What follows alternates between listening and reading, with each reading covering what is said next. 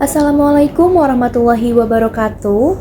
Perkenalkan, nama saya Yulia Salsabila dengan NIM 6670250099. Di kesempatan kali ini saya akan menyampaikan hasil review jurnal dari Bung Yebim Hasan Manirudin yang berjudul Diskursus Kedaulatan Pangan pada Organisasi Partai-Partai Politik di Indonesia. Nah, topik ini tuh sebenarnya dekat banget sama kehidupan kita karena ngomongin soal pangan, kesejahteraan, masyarakat, dan gimana peran partai itu dalam politik dalam jurusan makanan rakyat. Nah, di sini saya akan menjelaskan dulu latar belakangnya. Jadi, meskipun Indonesia itu kaya banget sama alam dan punya potensi pertanian yang besar, masalah pangan itu masih muncul dan terus muncul di mana-mana. Nah, ada daerah yang masih kekurangan pangan, distribusi yang nggak merata, impor yang makin tinggi, dan petani yang kesejahteraannya tuh nggak kunjung naik. Jadi, intinya masalah pangan ini tuh nggak bisa cuma diserahkan ke pemerintah. Itu tuh harus ada peran juga dari partai politik sebagai pembuat kebijakannya. Biar ngerti lebih dalam, jurnal ini juga ngebahas konsep tentang ketahanan pangan dan kedaulatan pangan yang sudah diatur oleh negara. Nah, ketahanan pangan itu intinya makanan yang harus tersedia, aman, bergizi, terjangkau, dan sesuai sama budaya masyarakat kita. Sedangkan kedaulatan rakyat itu tuh soal hak negara dan masyarakat buat ngatur sistem pangannya itu sendiri, termasuk memprioritaskan produksi lokal dan potensi daerah. Nah, setelah bahas konsepnya, jurnal ini tuh ngasih gambaran krisis pangan dunia yang makin parah. Dari data Global Hunger Index 2021, itu tuh nunjukin kalau ada sekitar 50 negara yang masuk kategori kelaparan berat. Pada tahun 2020, sekitar 2,4 miliar orang gak punya akses ke makanan bergizi. Indonesia juga termaksud negara yang sangat rawan. Penyebabnya banyak, ada dari perubahan iklim, konflik, pandemi, alih fungsi lahan, dan pertumbuhan penduduk. Nah, dari situ tuh kelihatan banget kalau isu pangan itu serius. Lalu gimana dengan peran partai politik di Indonesia? Nah, secara teori, partai politik itu kan punya wadah yang harusnya tuh buat aspirasi rakyat, termasuk petani dan nelayan. Tapi sayangnya, pas diteliti dokumen ADART, 16 partai politik di pemilu 2019 hasilnya tuh kurang banget. 12 dari 16 partai gak nyebut isu pangan secara jelas. Kata-kata kayak kedaulatan pangan, petani, nelayan, atau ketahanan pangan juga hampir gak muncul. Artinya apa? Nah, isu pangan tuh belum dianggap penting sama sebagian besar partai. Padahal ini urusan dasar banget loh. Terus gimana sih penelitian ini dilakukan?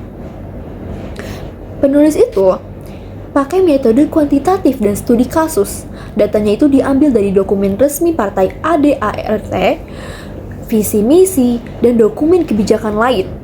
Lalu dianalisis pakai pencarian kata-kata kunci terkait pangan buat ngeliat sejauh apa partai peduli soal ini. Supaya analisisnya makin banyak dan kaya, aku juga bakal ngebandingin sama 5 jurnal internasional yang topiknya tuh masih mirip-mirip dan relevan sesuai dengan judul yang saya review. Yang pertama, itu ada dari Edelman 2014. Edelman tuh bilang kalau food sovereignty itu dunia politik banget, yang dimana itu tuh dipengaruhi sama gerakan petani global. Relevansinya itu sama kayak di Indonesia. Isu pangan itu politis. Bedanya, Edelman tuh bahas level global, Bung Yebi itu bahas partai Indonesia. Yang kedua, ada dari Hopma 2014. Di sini Hopma tuh lihat pangan dari sisi geografi politik, skala lokal, sampai pun global.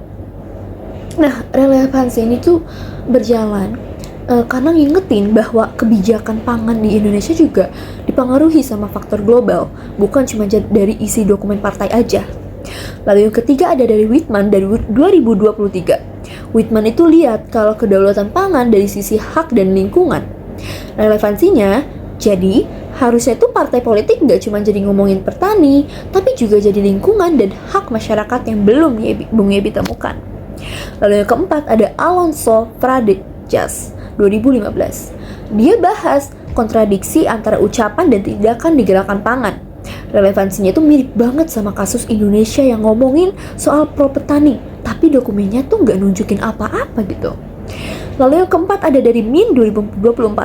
Min ini tuh bilang kalau orientasi politik pemerintah itu ngaruh ke kepuasan politik soal kebijakan pangan.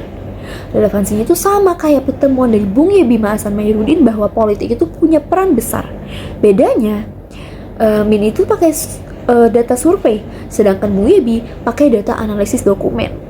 Nah, setelah lihat perbandingan internasional ini, kita bisa masuk ke kesimpulan besarnya. Secara keseluruhan, jurnal Bung Yebi ini tuh tunjukin kalau kedaulatan pangan itu isu penting, tapi belum jadi fokus utama partai politik di Indonesia. Dokumen resmi partai itu masih minim banget bahas soal pangan, padahal perannya krusial untuk kemandirian bangsa. Kalau bandingin dengan jurnal internasional, kelihatan banget bahwa negara lain itu udah jauh lebih serius melihat pangan sebagai isu hak, lingkungan, dan politik global. Sedangkan di Indonesia masih tertahan di level wacana tanpa komitmen yang kuat. Sebagai penutup, kedaulatan pangan itu bukan sekedar urusan teknis, tapi urusan politik, keadilan, dan keberlangsungan hidup bagi rakyat. Nah, lewat jurnal ini, kita bisa lihat kalau peran partai politik itu masih perlu banget diperkuat supaya isu pangan itu benar-benar jadi prioritas nasional. Nah, terima kasih sudah mendengarkan. Kurang lebihnya mohon maaf. Wabillahi taufiq wal hidayah. Wassalamualaikum warahmatullahi wabarakatuh.